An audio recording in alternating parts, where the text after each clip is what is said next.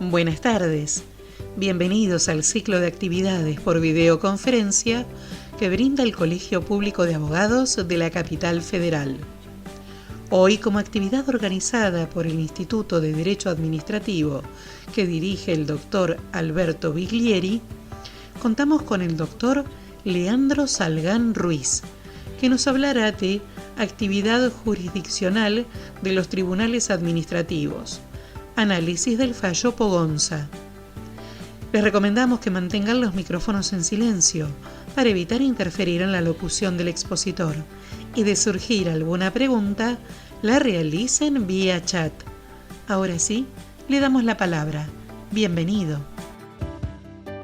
Bueno, ¿qué tal? Buenas tardes a todos, ¿cómo les va?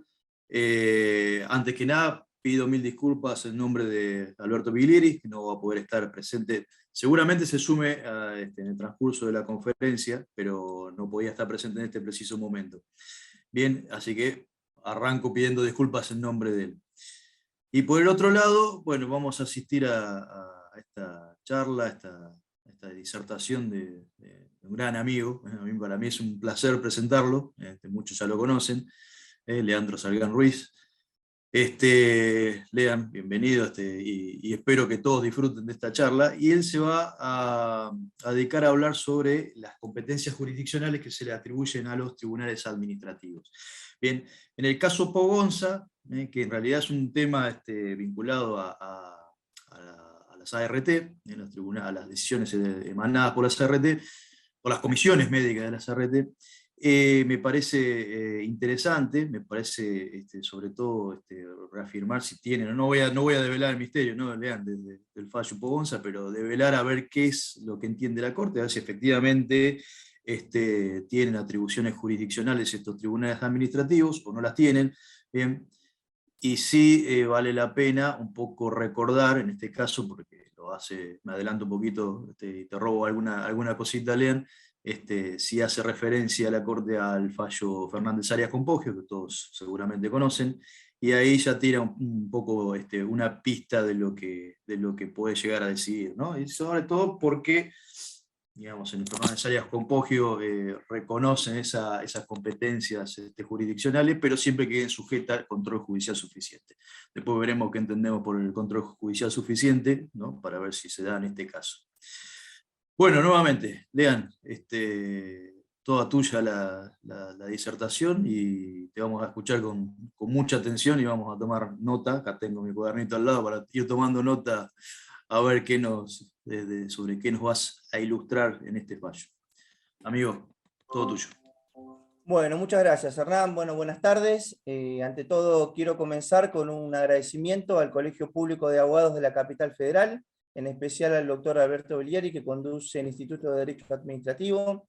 En segundo lugar, un agradecimiento al doctor Lombardía, que recién hizo la presentación y que durante la semana hizo todos los esfuerzos humanos y técnicos para que esta exposición sea posible. Y finalmente a ustedes también, quienes integran el instituto, abogadas, abogados y abogados matriculados con interés en el ciclo de conferencias de Derecho Administrativo. Ante todo, mi agradecimiento por brindarme su tiempo y la oportunidad de compartir con ustedes las reflexiones de este precedente de la Corte Federal.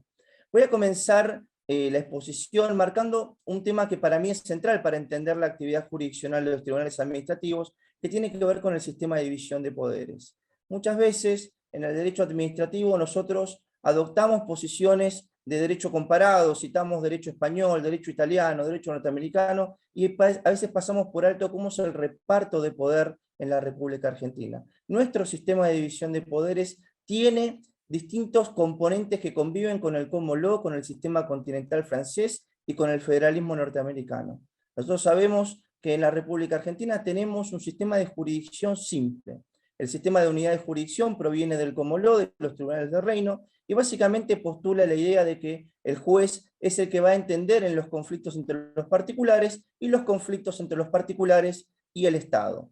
También conviven en nuestro sistema jurídico el sistema de doble normatividad del sistema francés. Hay normas de derecho público por un lado y normas de derecho privado.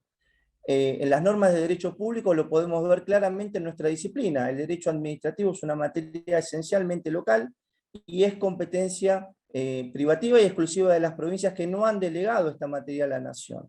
Y además, en materia de derecho privado, tenemos, ¿sí?, en el artículo 75, inciso 12, la cláusula de los códigos. La legislación común es una materia exclusiva del gobierno federal, y quizás el ejemplo más emblemático que podemos brindar y cercano en el tiempo tenga que ver con el nuevo Código Civil y Comercial Unificado que entró en vigencia en el año 2015.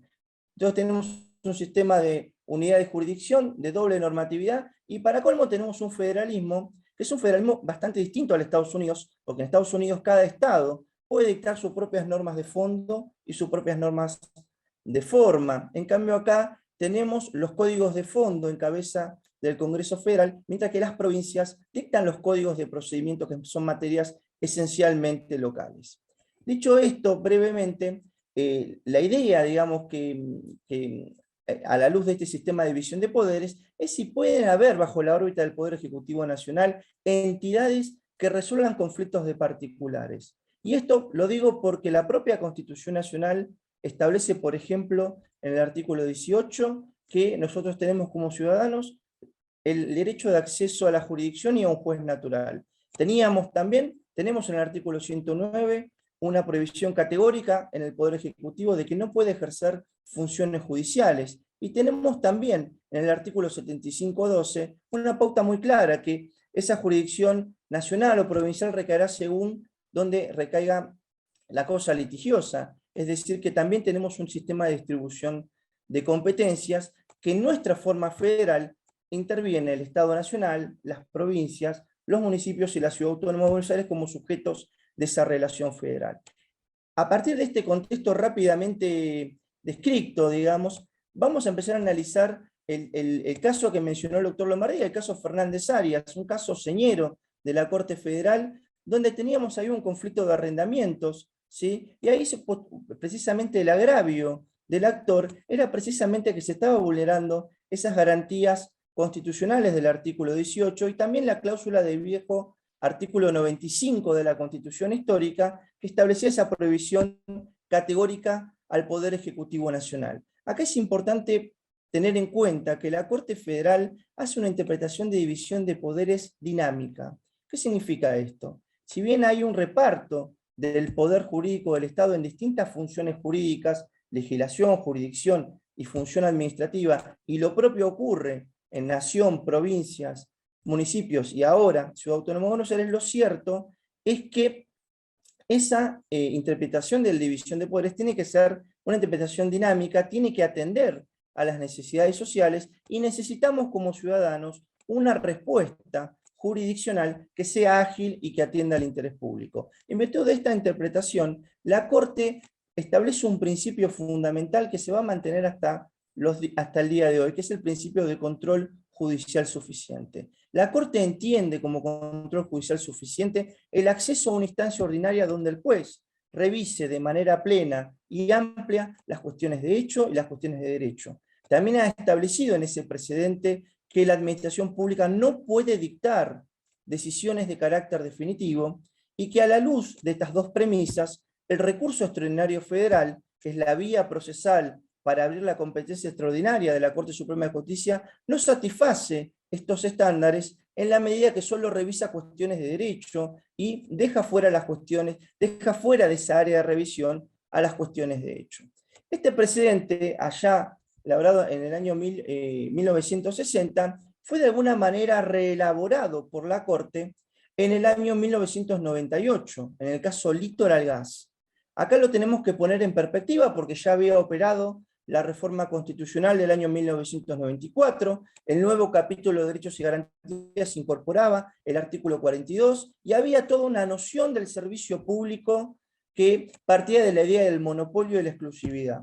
Se incorporan los entes reguladores de servicios públicos, se dictan los marcos regulatorios de los servicios públicos nacionales, la protección de usuarios y consumidores, los caracteres de calidad y eficacia en el servicio público, y por si fuera poco también el concepto de tarifa como contraprestación a la prestación indirecta de esos servicios públicos por personas jurídicas privadas. A partir de ahí, a partir de este contexto podemos ver que en el caso de Litoral Gas, ya en el año 1998, ya la Corte no pone tanto el acento en el principio de control judicial suficiente, sino que pone el acento en cómo se va a integrar, cómo se va a componer ese tribunal administrativo. Y para eso, la Corte elabora garantías formales para que esas decisiones sean consistentes con el mandato constitucional. Y en este sentido se requiere que los tribunales administrativos sean independientes y sean neutrales.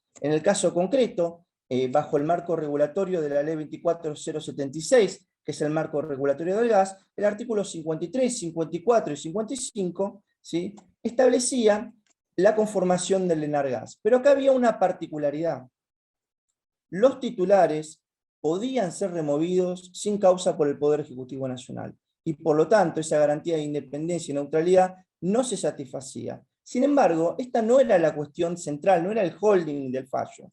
Acá el conflicto que se presentaba era entre un distribuidor y un subdistribuidor. Recordemos que en el servicio público teníamos la generación, el transporte y la distribución. Y la idea de un servicio público bajo monopolio y exclusividad hacía difícil la convivencia entre el distribuidor y el subdistribuidor. Entonces se le pidió al ENARGAS que se expida sobre dos cuestiones. La primera, de naturaleza regulatoria, si era compatible la actividad del subdistribuidor con el distribuidor del gas en función de las características del monopolio y exclusividad en el servicio público, puntualmente del tema del gas. Y una segunda cuestión, que era una cuestión de naturaleza patrimonial. En el caso de que no fuera compatible, ¿qué pasaba con los bienes de la subdistribuidora? ¿Podían ser afectados a la prestación del servicio público? Bueno, acá la Corte vuelve sobre el caso Fernández Arias, pero se detiene en el tema de los tribunales administrativos y dice que en el caso puntual del ENARGAS no llegaría a ser un tribunal administrativo sin perjuicio de que haya sido creado por ley. ¿Por qué ocurría esto? Porque sus autoridades, en la medida que podían ser removidas sin causa por el Poder Ejecutivo Nacional, no satisfacían las garantías de independencia y de neutralidad. En cuanto a la cuestión regulatoria, ¿sí?, estaba claramente establecido en el artículo 16 de la Ley 24076 la posibilidad de que el distribuidor realice su tarea con un subdistribuidor, por lo tanto no prosperó, digamos, este primer planteo de Litoral Gas. Y en cuanto al segundo planteo, en cuanto a qué iba a pasar con las obras y las instalaciones, acá la Corte pone a modo de obiter interdictum, porque no se pronuncia, una cuestión que es interesante. Dice que acá los tribunales administrativos no podrían pronunciarse sobre cuestiones de naturaleza patrimonial, porque son cuestiones de derecho común y como tales están reservadas a los jueces nacionales o locales, según donde recaiga la cuestión litigiosa. Esta cuestión, que parece que pasó, digamos, intrascendente en el año 1998, es retomada luego en el caso Ángel Estrada en el año 2005. En el año 2005 ya se trataba del ENRE, ¿sí? Recordemos que en el caso Ángel Estrada teníamos el agravio del actor, el núcleo del agravio, era que había deficiencias en el suministro de energía eléctrica y había bajos niveles de tensión en la prestación del servicio. Esto ocurrió alrededor del año 1993 y 1994, y como consecuencia de eso se producen daños y perjuicios. Acá el actor intenta, digamos, acude al ente regulador, porque el ente regulador, en función del artículo 42, era la autoridad para prevenir y resolver los conflictos, y lo que hace el ente regulador es abonar el monto de la multa, ejerce su potestad sancionadora, que estaba previsto en el marco regulatorio de la electricidad. Por supuesto que este daño no satisfacía en plenitud el reclamo del actor, en tanto y en cuanto éste reclamaba una reparación integral, que como todos sabemos nosotros, es aquella en las cuales no subsiste ningún tipo de daño. Por lo tanto, la multa no satisfacía y continuó el recorrido procesal a través de un recurso de alzada ante la Secretaría de Energía, esto es en el año 1996, donde la Secretaría de Energía denegó también ese recurso y entendió que esa decisión era una cuestión de oportunidad, mérito y conveniencia, y que por lo tanto no estaba afectada tampoco la cuestión de legalidad. Finalmente, el actor insiste con un recurso directo, que como nosotros sabemos son acciones que se interponen directamente ante los tribunales de apelación y donde exige esa indemnización plena.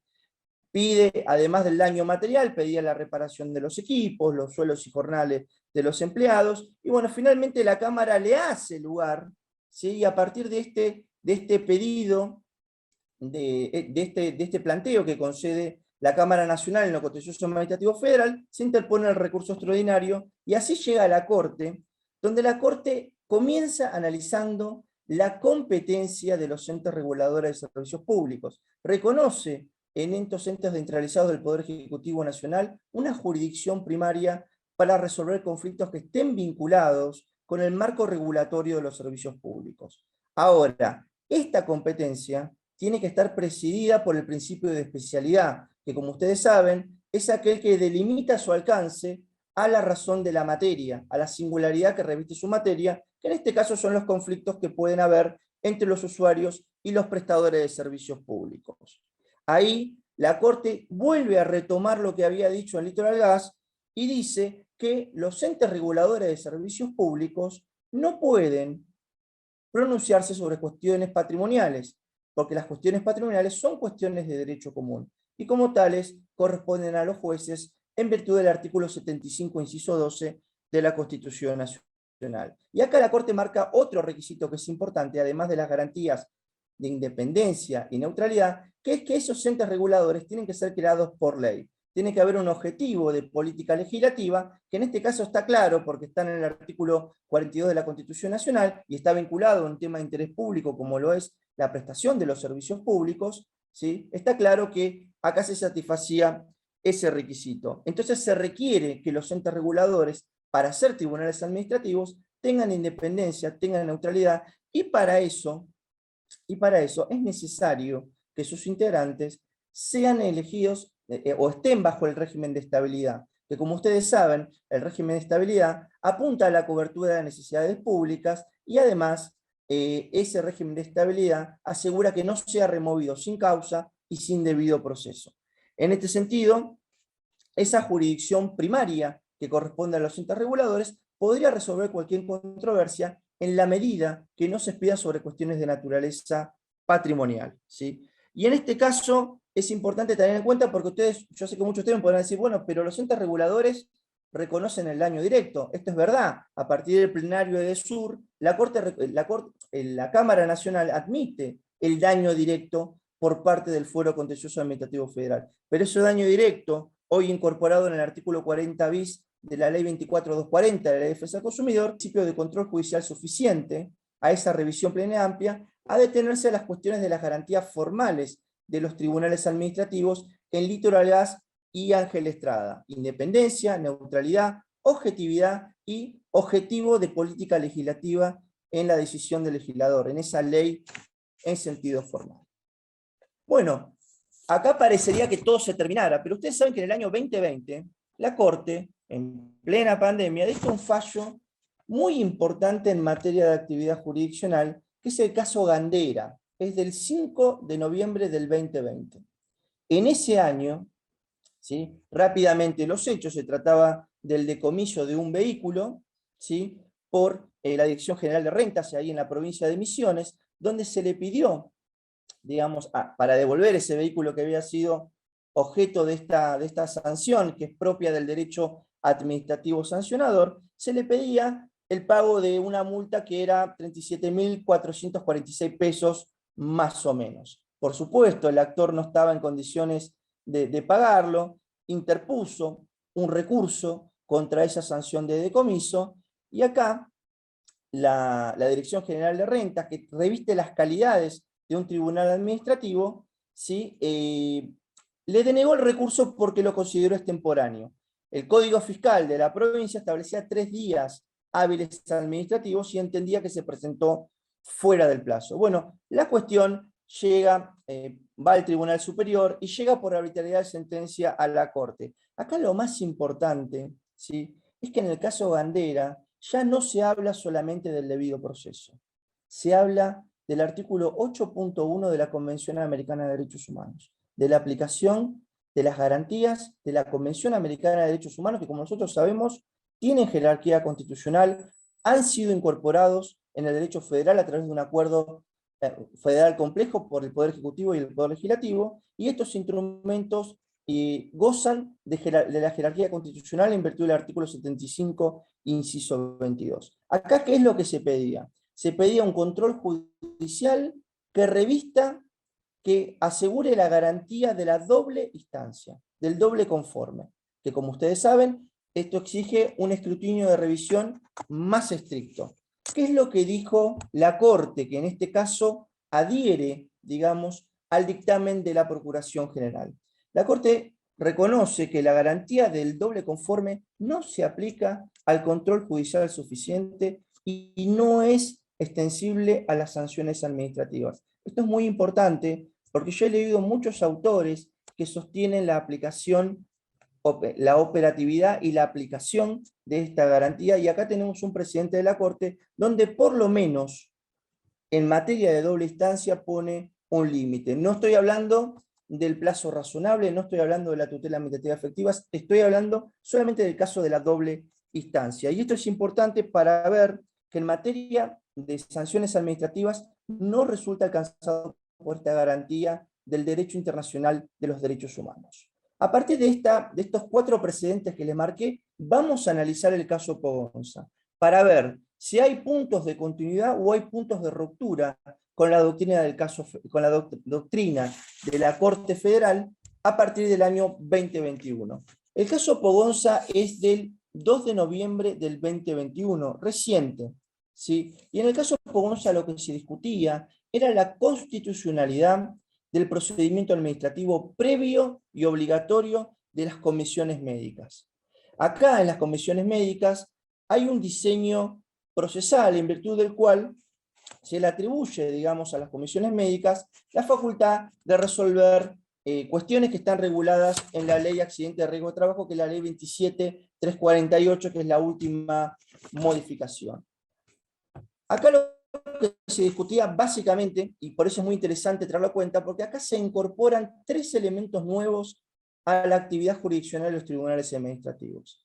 La primera cuestión es si el recurso directo satisface el estándar del control judicial suficiente en materia de amplitud de prueba y en materia de amplitud de revisión de los hechos y el derecho en sede administrativa.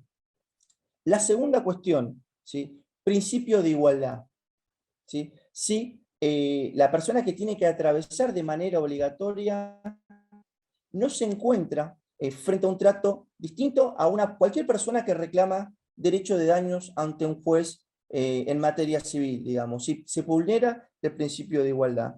Y una tercera cuestión que no es menor, y también tiene que ver con la incorporación de los instrumentos de derechos humanos, más concretamente con los derechos sociales, económicos y culturales, es si esta ley, la 27.348, que es la que se discutía, es regresiva. Si a la luz del principio de regresividad resiste, digamos, el test de convencionalidad esta ley, que es la ley 27.348, en la medida, ¿sí?, que atenuó los requisitos en sede administrativa para reclamar, para que los trabajadores comprendidos en ese régimen interpongan sus reclamos en sede administrativa.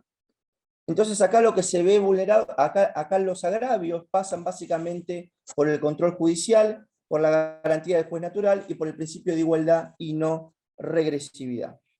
Bueno, en materia de control judicial, la Corte reitera la doctrina del caso Fernández Arias y el caso Ángel Estrada. ¿Sí? Con esto significa que seguimos teniendo control judicial suficiente. Recordemos lo que dijo la Corte en el caso Gandera, ¿sí?, que no se aplica la doble instancia y que el control judicial suficiente no solamente son los hechos y la prueba, sino también es el control de los plazos, cuando uno interpone recursos en sede administrativa. ¿Sí? El control de los plazos por parte de la autoridad administrativa. Reitera también la doctrina del caso Ángel Estrada, ¿sí?, en el sentido de que se tienen que dar las garantías de independencia, neutralidad, objetividad y creación por ley.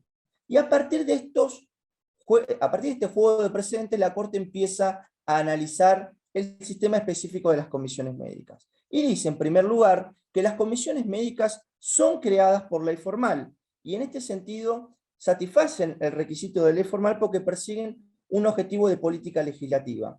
Y además, una cuestión que había sido mencionada en el caso Fernández Arias, como obiter dictum, que es cuál es la razón de ser de estos tribunales administrativos. La razón de ser precisamente reside en que tienen que dotar de agilidad, de reducción de costos y de tiempos a las soluciones que de otra manera llegarían tarde en sede judicial.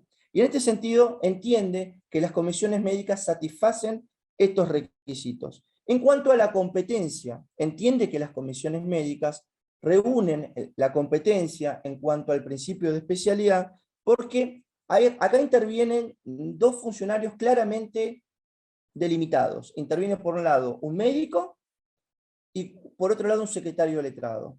Tanto el médico como el secretario letrado son incorporados por concurso de oposición y antecedentes. Es decir, que tienen la garantía de neutralidad y además, otra cuestión más, es que tienen esa idoneidad técnica que yo les decía, ese principio de especialidad. Especialmente el secretario letrado en todo lo que hacen las cuestiones jurídicas o las cuestiones de índole en materia laboral. Finalmente, el tema del nombramiento y la remoción se satisface con el concurso de oposición y antecedentes, y un argumento que había esgrimido el actor era que no había neutralidad por parte de las comisiones médicas jurisdiccionales porque su fuente de financiamiento eran las aseguradoras de riesgo de trabajo. Acá la Corte le responde, dice, bueno, es cierto que hay un financiamiento de la CRT, pero también es cierto que hay un financiamiento de la Administración Nacional de la Seguridad Social, y que esa fuente de financiamiento se compone por aportes y contribuciones que provienen de los trabajadores, de los empleadores, de las aseguradoras y también del ANSES. Es decir, que es, dice la Corte, que es un aporte compulsivo, que en realidad no es una contribución, es un aporte compulsivo que hace a la sustentabilidad y a la viabilidad económica del sistema. Otra cuestión importante que aborda la Corte es el debido proceso, ¿sí? Y acá una de las cuestiones que está latente en el fallo es que ninguno de nosotros podemos desconocer que el trabajador es la parte más débil, que hay una simetría entre el trabajador y el empleador, y que esto surge del propio ordenamiento laboral de la ley de contrato de trabajo. Es cierto, entonces a partir de esto la Corte reconoce esta posición de debilidad del trabajador y dice, bueno, mira, el sistema también le ofrece a la parte más débil determinadas garantías. Y en este sentido, la Corte habla de que hay un patrocinio letrado, que es gratuito y obligatorio para el empleador. O sea que no tiene que haber, no hay una erogación por parte de la representación en sede administrativa. El segundo punto, el procedimiento administrativo es gratuito. Tampoco implica una erogación ni mide la capacidad económica del trabajador. Y esto, y la tercera consideración que hace la Corte, que a mi modo de ver es la más importante de todas, es que cualquier conclusión a la que arribe un tribunal administrativo es una conclusión de carácter provisorio. ¿Esto qué significa? Significa que esto puede ser revisado en sede judicial, ¿sí? Revisado. Y cuando digo revisado, ¿por qué por qué hago el verbo revisar? Porque el control judicial suficiente es un control esencialmente revisor, ¿sí? No tiene carácter sustitutivo, y esto lo ha marcado la Corte este año en el caso Roa Restrepo de mayo del 2021, donde teníamos un caso donde la Cámara sustituye la decisión de la Dirección Nacional de Migraciones, cambia la causal de expulsión de una situación de un migrante que tenía una condena en un proceso penal, y acá la Corte le dice claramente que la Cámara se excedió en el ejercicio de la jurisdicción porque sustituyó a la administración. Y acá refuerza la idea de que este control judicial es suficiente, pero también es esencialmente revisor. Esto significa que en ningún caso podría el Poder Judicial sustituir la decisión del Poder Ejecutivo, porque se estaría entrometiendo en cuestiones que son privativas exclusivas del Poder Ejecutivo Nacional.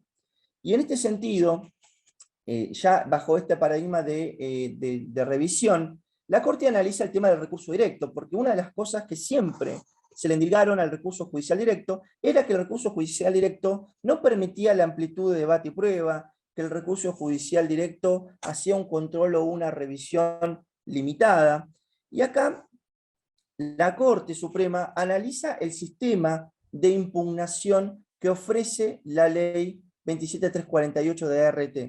Dice que el sistema está compuesto por dos sistemas, digamos, dos vías que son excluyentes. Una vía ordinaria que todos nosotros conocemos, que es la vía que nos ofrece la Ley Nacional de Procedimientos Administrativos, una vía en virtud de la cual se presentan recursos ante la Comisión Médica Central, y otra vía que es la vía judicial, que es excluyente. La vía judicial es importante tener en cuenta porque una de las cuestiones que se mencionaban era la garantía del juez natural. Bueno, en materia de recursos judiciales directos, va a entender, según su jurisdicción, el fuero laboral con asiento en las provincias, pero también el fuero laboral en la Ciudad Autónoma de Buenos Aires, y esto hace también a la garantía del juez natural.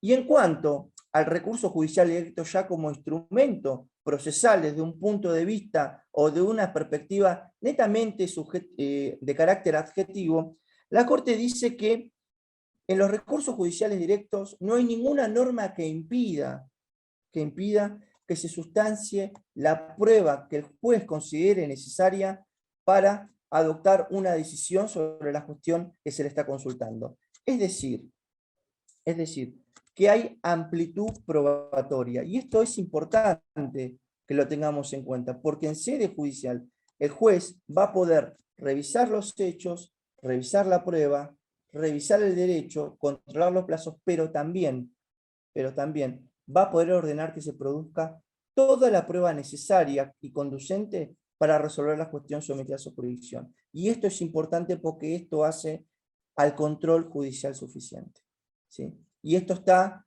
en cabeza de ese tribunal de apelación.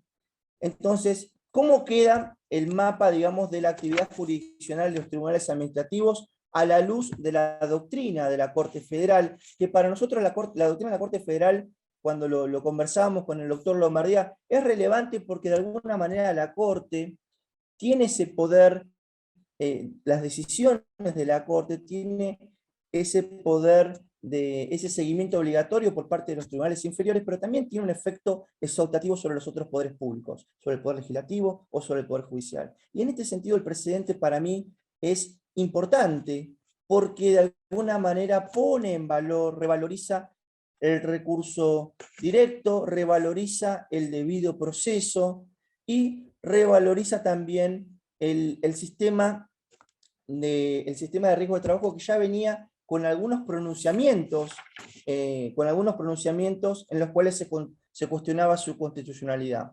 A la luz de la doctrina de la Corte Federal, digamos que hoy el control judicial suficiente son las cuestiones de prueba, las cuestiones de hecho, las cuestiones de derecho, pero también son las cuestiones que hacen al control de los plazos de los recursos administrativos, a la luz del caso Gandera y a la luz del caso Fernández Arias. Segunda cuestión, los tribunales administrativos tienen que ser creados por ley, tienen que ser independientes, tienen que ser imparciales y tienen que ser objetivos y neutrales en sus decisiones. Para eso se consolida el régimen de concurso de oposición y antecedentes y la estabilidad propia de esos integrantes para que tengan la posibilidad de adoptar decisiones y no esté, digamos, en riesgo su estabilidad laboral. Y tercer punto, que me parece importante, el recurso judicial directo, a la luz de esta precedente, satisface el control judicial suficiente. Una de las cuestiones que nos deja el fallo para seguir pensando, para seguir reflexionando sobre este tema, es que no puedo pasar por alto que en Litoral Gas y en Ángel Estrada, la Corte dijo claramente que no se podía versar sobre cuestiones de derecho común, porque eran cuestiones que estaban reservadas a los jueces. Bueno, acá la Corte nada dice respecto a eso. Si bien cita al caso Ángel Estrada, recorta esta parte, y todos nosotros sabemos que la cuestión de riesgo de trabajo es una cuestión de derecho común. Entonces, desde ahora podemos pensar que las comisiones médicas pueden fijar de igualdad, que yo les mencionaba. El principio de igualdad no es una igualdad formal, una igualdad que se puede apreciar sin más. La Corte dice que igualdad es igualdad en igualdad de condiciones. Y en este sentido, la situación jurídica de un trabajador a la luz del ordenamiento laboral, a la luz del 14 bis de la Constitución Nacional, acá se cita el caso Aquino, tiene una situación distinta a la que tiene cualquier ciudadano que reclama daños y perjuicios en el fuero civil y comercial. Y finalmente, la última cuestión con la cual ya voy cerrando, este tema para abrir el espacio para dialogar con ustedes, para intercambiar puntos de vista, es que este tema de alguna manera merece que nos sentemos a reflexionar, porque hemos visto que a partir del año 1960 a la fecha han cambiado muchas cosas. Quizás la que tengamos que pensar más es el tema de la aplicación de las garantías de la Convención Americana de Derechos Humanos en el control, en las decisiones que adoptan los tribunales administrativos. Y digo esto porque tenemos el plazo razonable. Hoy, hablando con un abogado laboralista, me decía, mira, los plazos de los 60 días nunca se cumplen. ¿Sí? Bueno, tenemos que pensar en la garantía del plazo razonable, tenemos que pensar en la garantía de la tutela administrativa efectiva, y tenemos que pensar también en la correcta motivación de las decisiones estatales. De mi parte, les agradezco muchísimo que me hayan escuchado. La idea era brindarle un panorama del repertorio de la jurisprudencia de la Corte, y seguir pensando estos temas que merecen reflexión y que de alguna manera interpelan uno de los temas que está en el corazón de nuestra disciplina, que es el derecho administrativo. Fíjense que desde el año 1960 que venimos hablando de estos temas de la actividad jurisdiccional, y hoy este fallo tiene un impacto muy importante, entre las cuales una de las aristas es el tema que concierne a nuestra disciplina. De mi parte, muchísimas gracias, y quedo a disposición de todas las colegas y los colegas para dialogar y para intercambiar puntos de vista con ellos. Muchísimas gracias. Bueno, Leandro, un millón de gracias. La verdad que muy clara la exposición. Lindo tema también para seguir discutiendo. Y si bien lo ven en el chat, todos los que quieran hacer alguna pregunta, por favor lo escriben acá, yo se lo transmito, o lo lee directamente Leandro, y para evacuar alguna duda, alguna consulta o alguna reflexión que tengan ustedes respecto a este caso.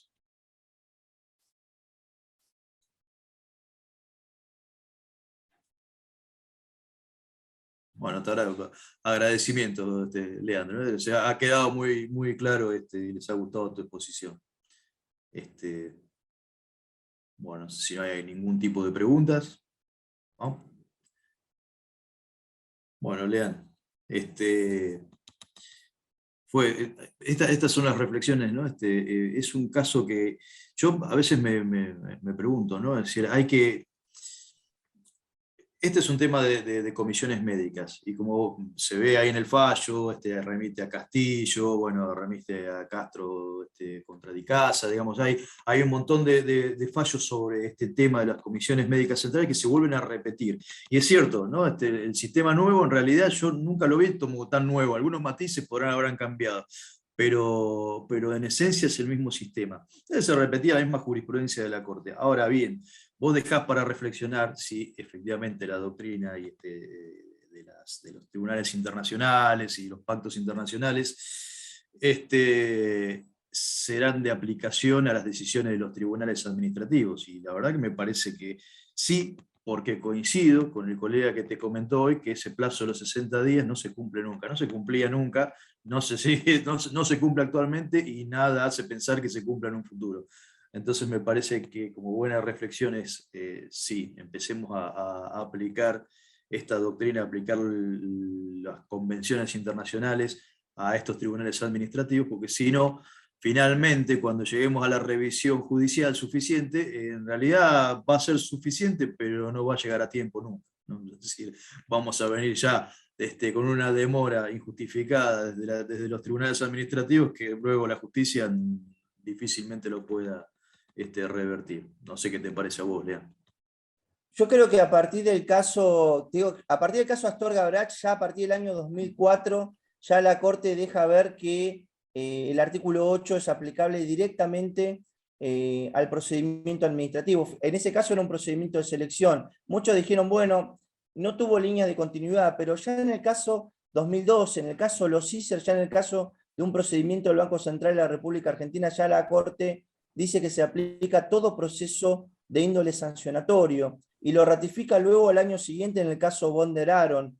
Y ahí, a partir de ahí, es como que la Corte ya tiene estos estándares que ya vienen de los casos de la Corte Interamericana de Derechos Humanos, del caso Baena, trabajadores cesados, Claudia Reyes, comunidad, ahí no me acuerdo el nombre, comunidad de pueblos originarios. Me dijo, mira, esto se aplica directamente. Lo que pasa es que yo creo que esto siempre lo conversamos con, ahí lo veo al doctor Bonfiglio, al doctor Risi, siempre lo conversamos con ellos en las clases, que de alguna manera nosotros, el abogado tiene que también incorporar esa fuente de derecho internacional y hacer ese control de convencionalidad, sobre todo el abogado que trabaja en la administración pública, porque hoy el estándar es mucho más elevado, el escrutinio judicial es mucho más elevado, y creo que si las decisiones administrativas se ajustan a esos estándares, tenemos mayores probabilidades de hacer que esas decisiones sean razonables, sean justas y sean oportunas también.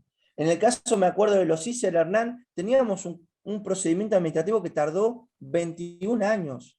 21 años.